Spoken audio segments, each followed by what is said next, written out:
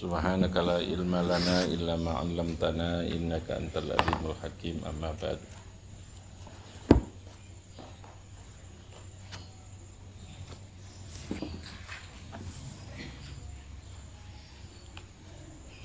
Fadilatul maktubati utawi iki iku menjelaskan tentang fadilah. Fadilah itu keutamaan. Salat maktubah, salat yang diwajibkan. Qala Allah Ta'ala, dawuh sapa Allah Ta'ala, innas salata kanat 'alal mu'minina kitaban mawquta. Innas salata satamni salat 'alal mu'minina ing atase pira-pira mukmin iku kitaban. Kitab itu kewajiban, iku kitaban kewajiban mawqutan yang diberi batas waktu. Mauqutan kang dibatasi atau kang ditentukan waktu-waktunya.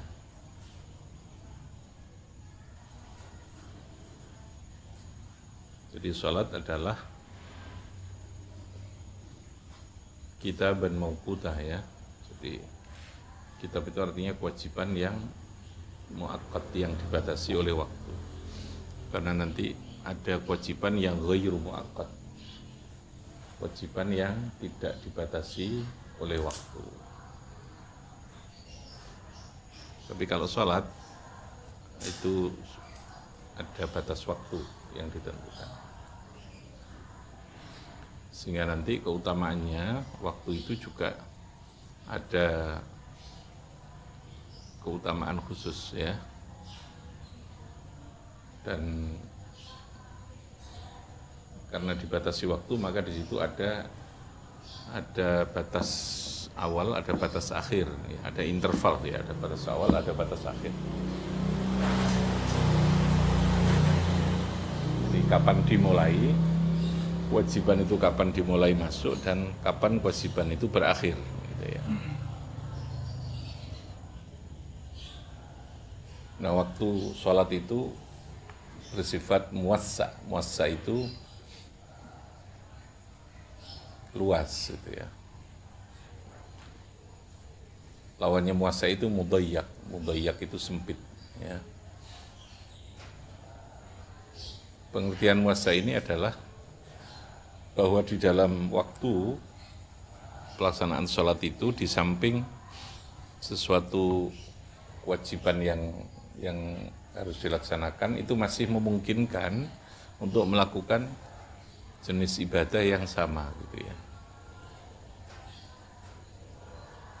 Namanya sunnah itu, salat sunnah. Jadi ada salat wajibnya, ada salat sunnah. Ketika waktu yang terkait dengan kewajiban itu masih memuat untuk dilakukannya ibadah yang sejenis dalam waktu itu, maka itu kategorinya muwassa. Apa namanya? Muwassa. Maghrib itu meskipun sempit diukur dengan waktu sholat yang lain, tapi kategorinya tetap muwassa. Kenapa? Karena masih bisa sholat sunat, ya, di samping sholat wajib maghribnya itu sendiri. Gitu ya. Tapi puasa itu waktunya kan 1 bulan, gitu, lama kan. Gitu. Tapi karena puasa itu tidak mungkin dilakukan jenis perbuatan yang sama, yaitu puasa sunat yang sejenis, ya puasa wajib itu tok, ya, yang bisa dilakukan, maka itu kategorinya mudayyak. Apa namanya? Mudayyak. Mudayyak itu waktunya itu sempit, gitu. Sempit. Sehingga ya hanya kewajiban itu saja yang dilakukan. Itu mudayyak. Mudayyak itu sempit. Jadi kewajiban ada kalanya muakkad, ada ghairu muakkad. Ya, ada kewajiban muakkad, ada kalanya apa? Ghairu muakkad. Yang muakkad nanti ada 2, yaitu muwassa dan mudayyak. Apa? Muwassa dan mudayyak. Ukuran muwassa yang dianggap luas adalah bila di dalam waktu itu bisa dilakukan juga ibadah yang sejenis ya. Kalau sholat itu ya sejenis sholat, cuman bedanya sholat sunnah gitu ya. Kalau di puasa Ramadan kan tidak bisa, mudhayyah. Tapi yang tidak sejenis kan bisa, mau Quran bisa kan gitu toh. Quran itu kan tidak sejenis sholat. Artinya ibadah yang memang berbeda gitu ya, yang berbeda.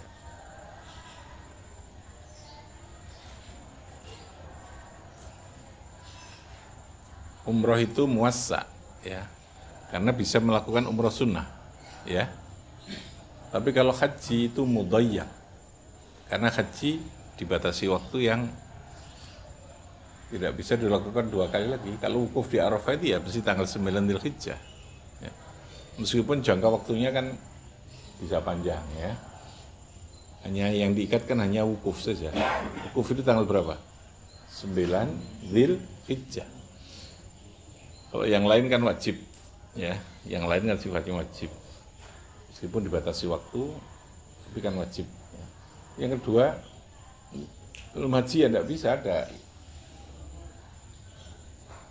Di waktu itu ada haji sunnah itu tidak mungkin. Makanya kategorinya hajinya, jenis waktunya adalah mudhayyaq. Apa namanya? Mudhayyaq, yang batasi waktu. Tapi kalau sholat, kategorinya apa? Muassa. Kategorinya apa? Muassa. Karena bisa dilakukan jenis ibadah yang sejenis itu. Nah, konsekuensi dari pembatasan waktu adalah ada istilah mu'adah, ada istilah adaan, ada istilah qadhaan. Ada mu'adah, ada itu mu'adah, artinya ibadahnya dilakukan sesuai dengan waktu yang ditentukan, ya, dalam waktu yang ditentukan. Lalu kebalikannya mu'adah adalah sholat fa'itah, namanya qadha itu ya. Qadhaan itu fa'itah itu, artinya pelaksanaannya sudah di luar waktu yang ditentukan, namanya qadhaan. Nah, qadha itu hanya boleh apa? Yang tidak berdosa gitu ya. Qadha itu yang tidak berdosa itu hanya 2, satu karena lupa, karena ketiduran. Ingat ya, orang lupa ini sudah di luar kesadaran. Sholat itu hanya boleh ditinggalkan oleh orang yang kesadarannya hilang gitu. Orang tidur kan kehilangan kesadaran, namanya juga tidur, tidak apa-apa, dia harus qadha karena masih hidup lagi ya. Kecuali kalau tidur langsung amblas, ya. Langsung ditusi, disolati ya, maka sudah tidak wajib qadha, paham ya. Orang yang lupa kan namanya lupa kan tidak sadar gitu ya, tidak ingat gitu ya. Sehingga yang boleh atau yang tidak berdosa ya, qadha itu 2 dalam sholat. Satu apa? Karena lupa. Yang kedua karena ketiduran, lali. Tadi ora sholat gitu. Kemudian kamu iling waktu ini sudah habis, ya harus qadha. Paham ya? Dosa ndak, karena lupa. Tiduran yang tidak berdosa tentu ketika belum masuk waktu sholat. Anda tidur jam 11, bangun jam 4, orang sholat zuhur. Anda harus qadha, tidak berdosa ini. Tapi kamu jam 12, wis wae masuk sholat, kamu tidur. Sampai ketiduran, orang melakukan sholat zuhur, artinya belum melakukan sholat zuhur. Jam 4 lagi tangi, Anda harus qadha, tapi Anda berdosa. Paham ya? Karena Anda ketika tidurnya sudah masuk waktu kewajiban. Tadi itu ya, ada awal, ada akhir. Jadi ketiduran yang tidak berdosa ketika dia harus qadha itu adalah bila ketidurannya sebelum masuk waktu sholat. Makanya ini akan dituru dulu, jamin nek masuk sholat dulu baru tidur. Paham ya? Sudah masuk sholat, kamu tidur ketiduran, ya sudah. Berdosa karena waktu. Ya. Makanya tadi dikatakan innas sholata kanat 'alal mu'minina kitabam mauquta. Waktunya yang kayak apa, itu Nabi yang menjabarkan mauqutan.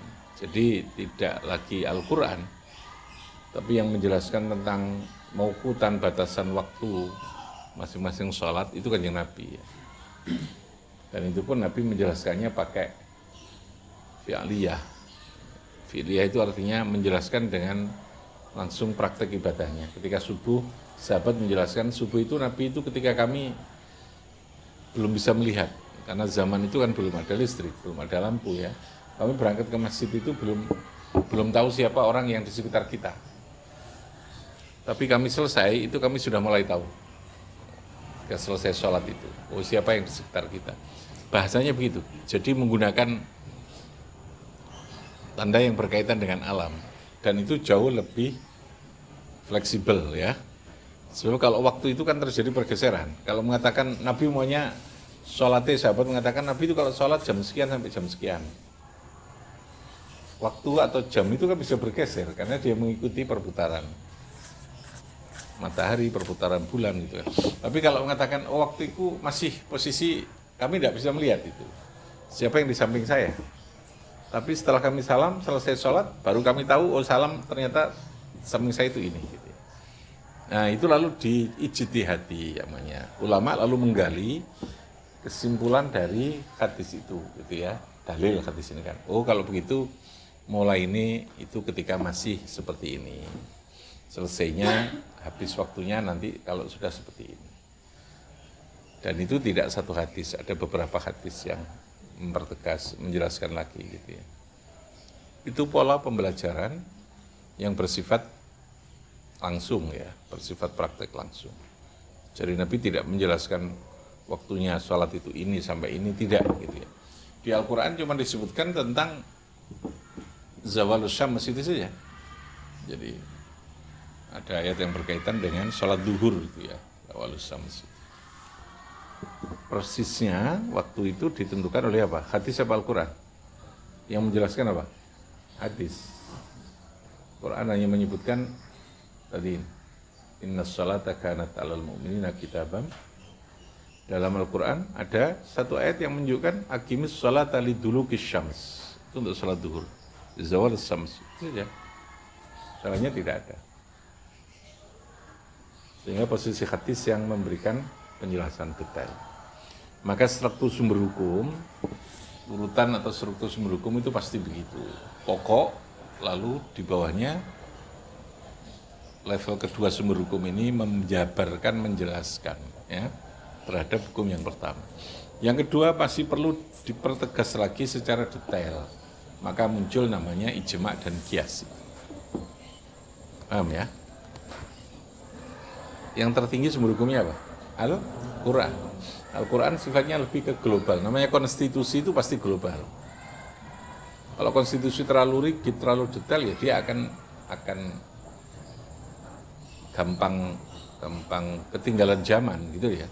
Akan gampang berhadapan dengan perubahan situasi yang tidak adaptatif gitu ya, tidak adaptatif.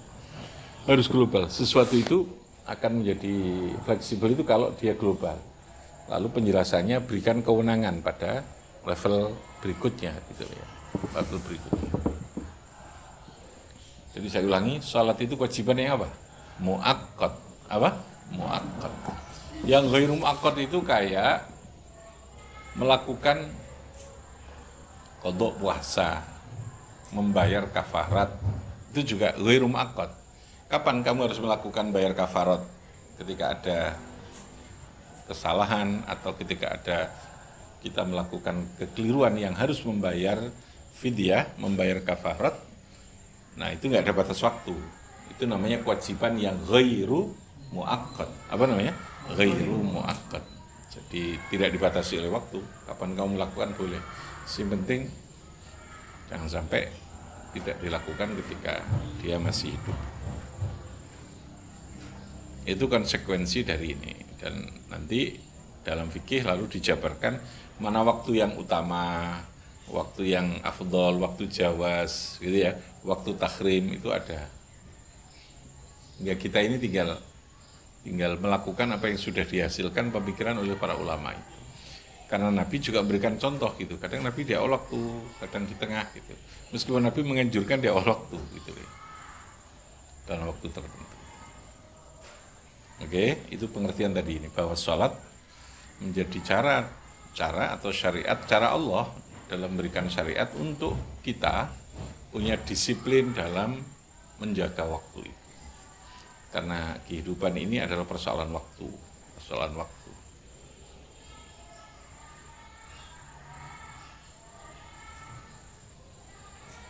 Jadi wong nek sholat itu genah, sholat itu disiplin, ya insya Allah dia akan bisa menjaga kehidupan ini dengan lebih baik, menjaga tugas-tugas kehidupan ini dengan lebih baik karena dia terlatih dengan mauqutan tadi, dengan batasan-batasan yang ditentukan dalam agama ini.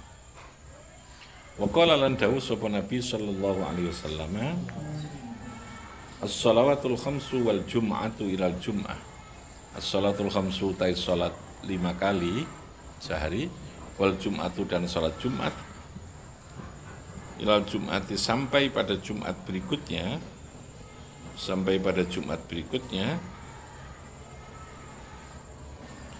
iku kafaratun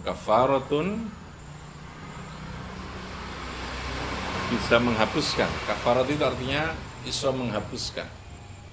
Iku kafaratun, kafarat bisa menutup, bisa menghapuskan sholat 5 waktu atau sholat Jumat ke Jumat berikutnya. Iku kafaratun menjadi kafarat, menjadi penghapus, menjadi penutup 5 maring dosa kesalahan, bainahunna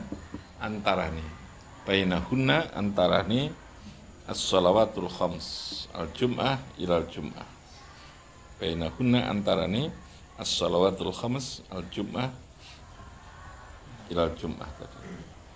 Majtunibat selagi ini dijauhi, majtunibat selagi ini didoi,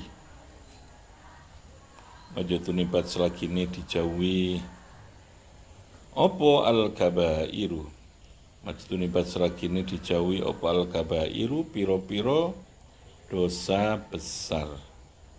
Majtunibat selagi ini didoi opo al-kabairu, piro-piro dosa besar. Lama seseorang itu menjauhi dosa besar.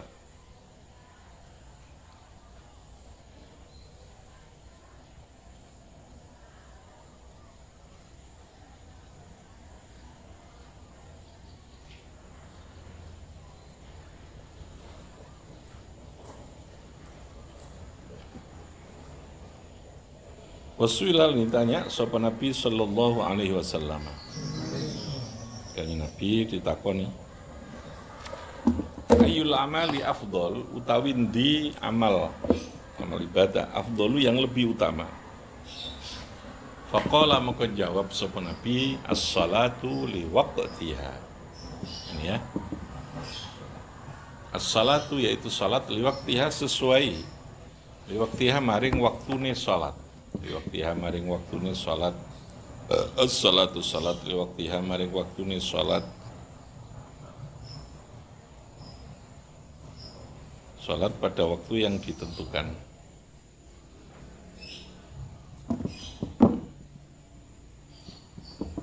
Wa kana lan ono sapa Abu Bakrin, Sayyidina Abu Bakar radhiyallahu anhu yaqulu dawu sapa Abu Bakar, idza hadarat nalikane hadir apa salatu salat kumu moko padha jumeneng, padha berdiri sapa sira kabeh ila narikum maring api sira kabeh.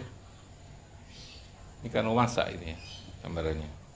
Allati kang auqadtumuha kang menghidupkan.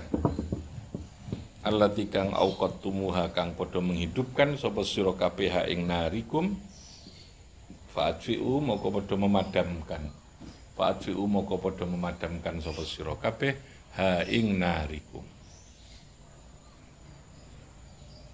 Jadi dulu ada, ya orang Arab itu ada tradisi, ya wong biyen kan itu pakai api untuk baik menghangatkan ruangan, menghangatkan lingkungan, atau untuk masak pagi, ketika pagi. Ini gambaran Sayyidina Abu Bakar itu dawuhnya, ya nek iswayai masuk waktu sholat, ya matikan semua apimu yang ada di rumah yang kamu nyalakan itu, segeralah berangkat.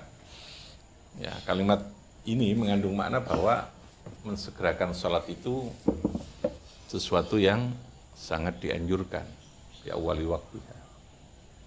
Jadi gambaran tentang isi dari perintahnya Sayyidina Abu Bakar tadi itu ya. Apa? Kalau sudah waktu sholat, api yang ada di rumah itu kamu padamkanlah. baik api yang kamu pakai masak, baik api yang kamu pakai untuk apa? Menghangatkan tubuhmu, lingkunganmu, ketika musim dingin, segera matikan dan kamu segera berangkat ke sholat. Sehingga Nabi tadi dawuh ketika ditanya sahabat, Nabi apa amal yang paling baik? Sahabat itu kan punya motivasi yang sangat kuat untuk berbuat yang terbaik, gitu ya. Baik yang terbaik gitu ya. Sehingga sering bertanya kalimat ayyul amal afdol itu sering, ayyul amal afdol, ayyul amal. Itu menggambarkan betapa gerengsengnya, betapa besarnya kekuatan sahabat untuk melakukan amal yang terbaik, yang afdol, yang paling utama. Sehingga Nabi ketika ditanya, ayyul amal afdol, as-salatu liwaqtiha. Tapi dalam memberikan jawaban, Nabi tidak satu model jawaban, gitu ya. Tergantung pada kondisi, pada keadaan, terutama kondisi orang yang bertanya, gitu ya.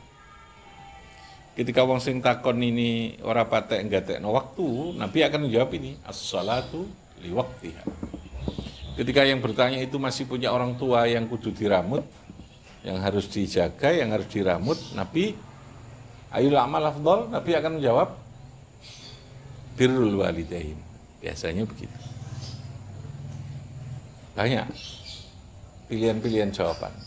Apakah terjadi pertentangan? Ya enggak. Paham ya? Karena masing-masing punya konteks, punya hubungan yang terkait. Jadi kebaikan itu banyak, gitu ya. Kebaikan itu banyak. Yang terbaik pun juga banyak. Gitu. Itu maha adilnya Gusti Allah. Konsekuensinya seseorang tidak boleh merasa paling baik. Orang ngaji itu baik, dia punya kebaikan. Tapi jangan merasa bahwa hanya itu yang baik gitu ya. Orang lain lalu kalau yang tidak ngaji itu tidak baik. Mungkin bisa saja dia punya kebaikan yang lain, bentuknya lain. Orang wiritan itu baik, ya. Bahkan mungkin dia afdol, utama wiritan itu. Tapi apakah di tempat lain tidak? Ya enggak, masih ada kebaikan lain.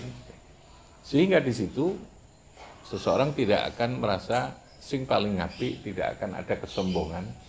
Dia yang terbaik. Jadi kan tetap menghargai orang. Paham ya? Tetap menghargai orang. Sehingga dalam banyak hal itu Nabi memberikan gambaran itu seperti itu. Ayyul amal afdol. Nah, sahabat itu sering bertanya begitu. Dan lalu Nabi memberikan jawaban yang konteksnya bisa berbeda-beda itu. Ya. Karena sekali lagi kebaikan itu tidak satu, bahkan hal yang terbaik pun juga tidak satu. Sehingga tetap kondisional, prioritas yang terbaik itu yang apa? Kalau Anda di rumah waktu ini ngeramut tonggone anak bojo, kok kemudian kamu wiritan ya rapi. Paham ya? Konteksnya sudah berbeda. Jangan Anda pakai dalil, wah itu menganjurkan wiritan, ya tidak. Di situ juga ada kebaikan, ada pahala, gitu loh ya, ada pahala. Oh, jadi walik-walik, maksudnya gitu ya. Oh, jadi balik-balik. Orang waktunya dia mulang, waktu ini dia mulang, terus kemudian sholat duha ini disuwi-suwi. Sholat duha ini fadilahnya banyak. Ya tapi konteksnya tidak pas, gitu loh ya. Kondisinya tidak pas. Jadi ngono kuwi ya lebih bagus kamu ngajar ketimbang kamu mau nih pilihan mana antara saya harus berangkat atau saya duha dulu, gitu loh ya. Pada waktu ini masuk ngajar, ya ngajarnya, paham ya? Karena di situ ada kewajiban. Pilihan mana saya membaca Quran sebagai seorang istri, anaknya nangis, mau Quran terus, apa nulungi anak? Ya nulungi anaknya, gitu ya. Di situ ada afdol, paham ya? Sehingga tidak muncul kesalahpahaman atau tindakan yang keliru di dalam afdol itu banyak, gitu ya. Afdol itu banyak. Orang haji mabrur, laisa lahu jaza illa jannah, swarga. Tapi orang mati syahid juga jannah. Paham ya? Orang bil walidain juga jannah. Orang ngilmu juga jannah. Barang siapa yang berjalan menuju keilmuan, maka dia akan menuju jalan surga yang didoakan oleh semua. Sehingga pilihan hidup untuk menjadi baik dan mendapatkan surga itu banyak. Pintunya itu banyak, gitu loh ya. Tergantung pada konteks kewajiban kamu sedang ada di mana. Itu yang terpenting di situ. Memahami kondisi, tugas, ya, keadaan kita berada pada posisi mana, disitulah perbuatan itu akan menjadi yang terbaik. Kalau ini bisa kita pahami, tentu kita akan menghargai ke semua profesi apapun, di situ ada kebaikan. Ya, kebaikan itu tidak hanya sekedar ibadah mahdhah yang ketoke bagus, yaitu konteksnya ada waktunya gitu ya, ada saatnya, ada ini, ada ini. Akhirnya Nabi ketika ditanya dalam kaitan dengan sholat, ya Nabi akan bilang as-salatu li waqtiha. Kamu kalau ingin afdol itu ya dalam kaitan dengan sholat, ya sholat di dalam waktu yang ditentukan. Ya luar biasa kan agama Islam itu ya. Artinya kita meyakini Gusti Allah itu zat yang maha bijaksana tadi. Kebaikan bisa di mana-mana. Yang utama itu juga dalam konteks di mana kita ini berada tadi. Rabbi fanfa'na bi barakatihim wa binal husna bi hurmatihim wa amitana fi tariqatihim wa mu'afatihim. Assalamualaikum warahmatullahi wabarakatuh.